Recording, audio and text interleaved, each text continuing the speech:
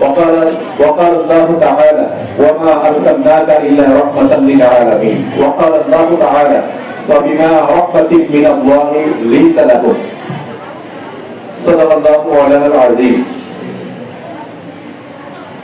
সম্মানিত উপস্থিতি, আজকের এই পবিত্র ঈদে মিলাদুন নবী সাল্লাল্লাহু তাআলা আলাইহি ওয়া আলিহি ওয়া সাল্লাম উদযাপন উপলক্ষে আলোচনা সভা, মিলাদ মাহফিল ও বই প্রতিযোগিতা, আজকের এই সুনামধন্য বিদ্যালয় কক্সবাজার সরকার বালিকা উচ্চ বিদ্যালয়ের সম্মানিত সুযোগ্য প্রধান শিক্ষক এবং সম্মানিত শিক্ষকবৃন্দ সবাইকে আজকে আমাদের নবী কায়নাত সাল্লাল্লাহু আলাইহি ওয়াসাল্লামের পবিত্র মিলাদ শরীফের শুভেচ্ছা জানাচ্ছি।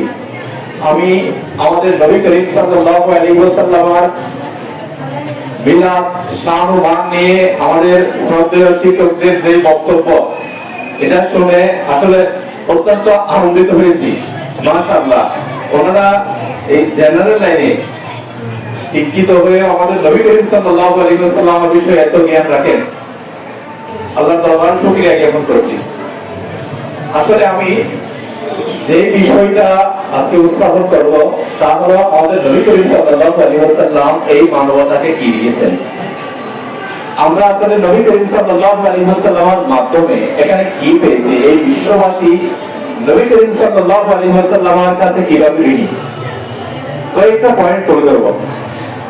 আল্লাহ তাআলা আমাদের নবী পাক সাল্লাল্লাহু আলাইহি ওয়াসাল্লাম বিষয়ে বলেছেন ওয়া মা আরসালনাকা ইল্লা রাহমাতাল লিল আলামিন, হে আমার নবী, আমি আপনাকে জগৎ সমূহের জন্য, পৃথিবীবাসীর জন্য, সৃষ্টি জগতের জন্য রহমত স্বরূপ প্রেরণ করেছি। একই ভাবে রাসূল করিম সাল্লাল্লাহু আলাইহি ওয়াসাল্লাম নিজেও বলেছেন উরসিলতু ইলাল খালকি কাফা, আমি পুরো সৃষ্টি জগতের জন্য প্রেরিত হয়েছি। আসলে আমাদের নবী করিম সাল্লাল্লাহু আলাইহি ওয়াসাল্লাম যে আমাদের একটা ভুল ধারণা আছে, আমরা মনে করি আমাদের নবী মুসলমানদের জন্য নবী, সেটা আমাদের সম্পূর্ণ ভুল ধারণা। আমাদের নবী নিজেই বলেছেন উরসিলতু ইলাল খালকি কাফা, আমি পুরো সৃষ্টির জন্য নবী। আমাদের নবী পশু পাখির জন্য নবী, আমাদের নবী আল্লাহ তাআলার যত সৃষ্টি আছে সকল সৃষ্টির জন্য নবী। কিভাবে দেখুন, আমরা আজকে অধিকারের জন্য, মানবাধিকার, এই যে একটা 1947-48 সালের দিকে universal declaration of human rights, যেটা সর্বজনীন মানবাধিকারের ঘোষণা, এই মানবাধিকারের ঘোষণা, এটার বিষয়ে আমি ওমেন এন্ড হিউম্যান রাইটস বিষয়ে একটা কোর্স পড়াই স্টুডেন্টদের। আমাদের নবী করিম সাল্লাল্লাহু আলাইহি ওয়াসাল্লাম যে বিদায় হজের ভাষণ দিয়েছেন, আপনারা যদি প্রত্যেকটা দ্বারা খুব ভালোভাবে দেখেন, ওই বিদায় হজের ভাষণকে মূলত নকল করা হয়েছে। সবকিছু আমাদের নবী পাক সাল্লাল্লাহু আলাইহি ওয়াসাল্লামের ভাষণের মধ্যে ছিল। যে মানবাধিকার, নারীর অধিকার, আমরা নারী অধিকারের কথা বলি, জাস্ট এখানে যেহেতু একটা বালিকা বিদ্যালয়, আপনারা আমি দুই একটা কথা নারী অধিকার নিয়ে বলবো। নবী করিম সাল্লাল্লাহু আলাইহি ওয়াসাল্লাম নারীদেরকে কিভাবে মর্যাদা দিয়েছেন। একটা সময় আমাদের স্যার বলেছেন নারীদের কোনো অধিকার ছিল না, নারীদেরকে জীবন্ত পুঁতে ফেলা হতো। জাহিলি যুগ, আইয়ামে জাহিলিয়া যুগ, হযরত ঈসা আলাইহিস সালাম থেকে শুরু করে প্রায় 500 বছরের সময়, যেখানে কোনো নবী রাসূল আল্লাহ তাআলা পাঠাননি, তখন পুরো পৃথিবী অন্ধকারে নিমজ্জিত ছিল, বর্বরতায় নিমজ্জিত ছিল। তখন রাসূল পাক সাল্লাল্লাহু আলাইহি ওয়াসাল্লামকে আল্লাহ তাআলা পৃথিবীতে পাঠিয়েছেন। ওই নারীদেরকে যে জাহেলি যুগে কারো ঘরে কন্যা সন্তান জন্ম নিলে সেটা তাদের জন্য বড় পাপ মনে করতো তারা। মাকে, কন্যা সন্তান জন্মদাতা মাকে ঘোড়ার লেজের সাথে বেঁধে ঘোড়াকে দৌড়াতো। এই ধরনের একটা অবস্থায় নবী করিম সাল্লাল্লাহু আলাইহি ওয়াসাল্লাম পৃথিবীতে এসে ঘোষণা দিয়েছেন, কারো ঘরে যদি দুটো কন্যা সন্তান জন্মগ্রহণ করে, সে যদি তার ওই কন্যাদেরকে ভালোভাবে লালন পালন করে, তাহলে আমি এবং সে জান্নাতে এভাবে যাব, তার দুটি আঙুল এভাবে একত্রিত করে, অর্থাৎ তাকে আমি নিজ হাতে ধরে জান্নাতে প্রবেশ করাবো। যদি কন্যাদেরকে সে ভালোভাবে লালন পালন করে, তাদের শিক্ষা দীক্ষা ইত্যাদি। আমাদের মা বোনদের, নারীদের অধিকার রাসূল পাক সাল্লাল্লাহু আলাইহি ওয়াসাল্লাম কিভাবে দিয়েছেন আরেকটা হাদিসের মধ্যে খেয়াল করেন। রাসূল পাক সাল্লাল্লাহু আলাইহি ওয়াসাল্লামের একটা সহিহ হাদিস, খায়রুকুম খায়রুকুম ইলা আহলিহি, তোমাদের মাঝে সে ব্যক্তি উত্তম যে তার ঘরের স্ত্রীর নিকট উত্তম। আমাদের মা বোনদের জন্য এর চেয়ে বড় সম্মানের আর কি? কোন ব্যক্তিটা উত্তম, কোন মানুষটা ভালো মানুষ, সেটা আমাদের নবী করিম সাল্লাল্লাহু আলাইহি ওয়াসাল্লাম জানার জন্য সার্টিফিকেট নিতে বলেছেন তার স্ত্রীর কাছ থেকে। কাউকে গিয়ে বলতে বলেছেন আপনার হাজবেন্ড কি ভালো, আপনি যদি বলেন তাহলে ভালো। তখন কোন নারী যদি বলে আমার হাজবেন্ডটা ভালো মানুষ, তাহলে সে ভালো মানুষ। যদি কোন নারী বলে আমার হাজবেন্ড ভালো মানুষ না, তাহলে সে খারাপ মানুষ। এটা সহিহ হাদিস, খায়রুকুম খায়রুকুম ইলা আহলিহি। আসলে এর চেয়ে বড় সম্মানের আপনাদের সবার জন্য আর কিছু থাকতে পারে না। এবার দেখি শিক্ষা। যে যুগের মানুষ আসলে শিক্ষা দীক্ষাকে বড় কলঙ্ক মনে করত, বড় বোঝা মনে করত, শিক্ষা লেখাপড়া, এটাকে জাহিলি যুগ। ওই জাহিলি যুগের মধ্যে নবী করিম সাল্লাল্লাহু আলাইহি ওয়াসাল্লাম এসে তার উপর যেই মহাগ্রন্থ আল কোরআন নাযিল হয়েছে, সর্বপ্রথম আল কোরআনের যে 5টা বাক্য, 5টা আয়াত, সেগুলোর মধ্যে কি আছে আমরা একটু দেখব। আল্লাহ তাআলা প্রথমে কোরআনের আয়াতের প্রথমে বলেছেন ইকরা বিসমি রাব্বিকাল লাযী খালাক। দেখুন বিশ্ববাসীকে কিভাবে শিক্ষিত করছেন, তুমি পড়ো তোমার প্রভুর নামে যিনি সৃষ্টি করেছেন।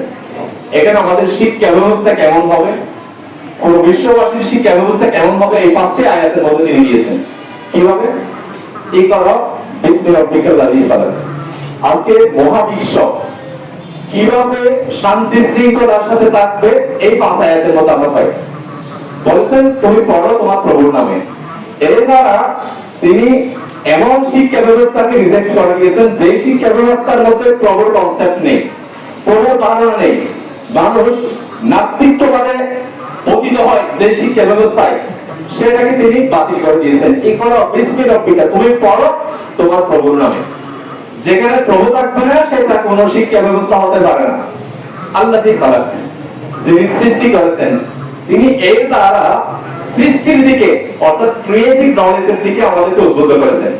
শিক্ষা এটা নয় যেটা শুধু মুখস্থ করে, তিনি আমাদেরকে সৃজনশীল লেখাপড়ার দিকে উদ্বুদ্ধ করেছেন। আজকে আমাদের কারিকুলাম সৃজনশীল না, এই সৃজনশীলতার দিক নির্দেশনা রাসূল পাক সাল্লাল্লাহু আলাইহি ওয়াসাল্লাম ১৫০০ বছর আগে আমাদেরকে দিয়েছেন।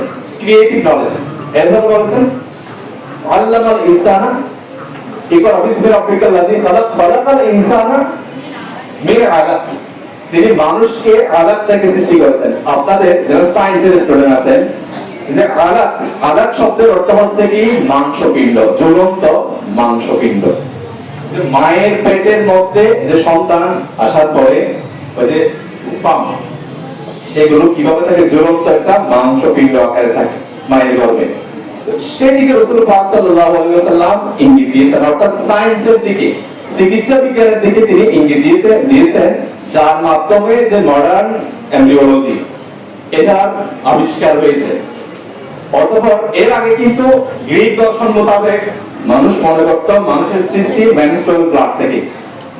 রাসূল পাক সাল্লাল্লাহু আলাইহি ওয়াসাল্লাম এই আয়াত, এই হাদিস এর দ্বারা তাদের সেই ধারণা ভুল হয়ে গেছে। এরপর বলছে কি ইকরা ওয়া রাব্বুকাল আকরাম আল্লাযী আল্লামা বিল কলম আল্লামাল ইনসানা মা লাম ইয়ালাম। তুমি পড়ো তোমার প্রভু সম্মানিত। এর দ্বারা রাসূল পাক সাল্লাল্লাহু আলাইহি ওয়াসাল্লাম মানবতাকে বলেছেন যে জাতি যত বেশি শিক্ষিত হবে সে জাতি তত বেশি সম্মানিত হবে।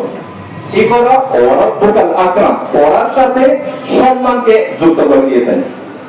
অর্থাৎ মানুষের সম্মান নির্ভর করে পড়ালেখার মধ্যে, গুলি মারামারির মধ্যে না। এরপর বলছেন আল্লাযী আল্লামা বিল কলম, ছাত্রদের হাতিয়ার কি হবে সেটা তিনি কোরআনের মধ্যে বলে দিয়েছেন। আল্লামা বিল কলম, কলম কাছে হাতিয়ার হবে।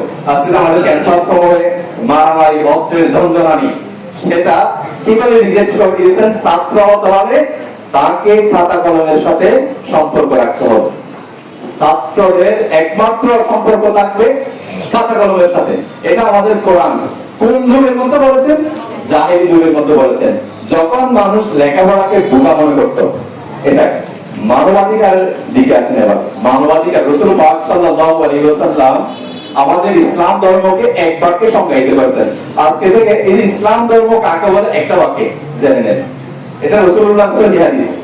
কিছু সাহাবী গিয়ে রাসূলুল্লাহর কাছে প্রশ্ন করলেন, ইয়া রাসূলুল্লাহ, মা দ্বীন, অর্থাৎ দ্বীন কি, হোয়াট ইজ দ্বীন, মানে রিলিজিয়ন, ইসলাম, ইসলাম কি আসলে? তখন রাসূলুল্লাহ সাল্লাল্লাহু আলাইহি ওয়াসাল্লাম ইসলামকে সংজ্ঞায়িত করেছেন এভাবে, আদ-দীনু আন-নাসিহা, দ্বীন হলো অন্যজনের কল্যাণ কামনা করার নাম। এই ইসলাম ধর্ম হলো অন্যজনের কল্যাণ কামনা করার নাম। সহিহ বুখারী শরীফের মধ্যে আছে, শুরুতে সহিহ বুখারী শরীফের কয়েক পৃষ্ঠার মধ্যে আছে ইসলাম ধর্মের আল কোরআনের পরে যেটা অত্যন্ত মূল্যবান গ্রন্থ সহিহ বুখারী শরীফ। সেখানে মুসলমানের, আমরা যে মুসলমানদের চরিত্র কেমন হবে সেটা তিনি বলেছেন, আল অর্থাৎ লা ইউমিনু আহাদুকুম হাত্তা ইউহিব্বা লিআখিহি মা ইউহিব্বু লিনাফসিহি। তোমাদের মাঝে কেউ ততক্ষণ পর্যন্ত ইমানদার হতে পারবে না, প্রকৃত মুসলমান হতে পারবে না, যতক্ষণ না সে নিজের জন্য যা পছন্দ করে তা অন্যের জন্য পছন্দ করে। নিজের জন্য যা পছন্দ করে তা অন্যের জন্য পছন্দ করা, এটা হলো ইসলাম। এই ইসলাম যে সার্বজনীন ধর্ম, রাসূল করিম সাল্লাল্লাহু আলাইহি ওয়াসাল্লাম আরেকটি হাদিসের মধ্যে বলেছেন, এটা সহিহ হাদিস। তিনি বলেছেন, আল মুসলিমু মান সালিমান নাসু মিন লিসানিহি ওয়া ইয়াদিহি। প্রকৃত মুসলিম হলো সেই ব্যক্তি যার হাত এবং জিহ্বা থেকে পুরো পৃথিবীর মানুষ নিরাপদ থাকে। এখান থেকে আমরা আসলে প্রকৃতপক্ষে মুসলমান হতে পেরেছি কিনা সেটা নিজেরা নিজেদের বিচার করব।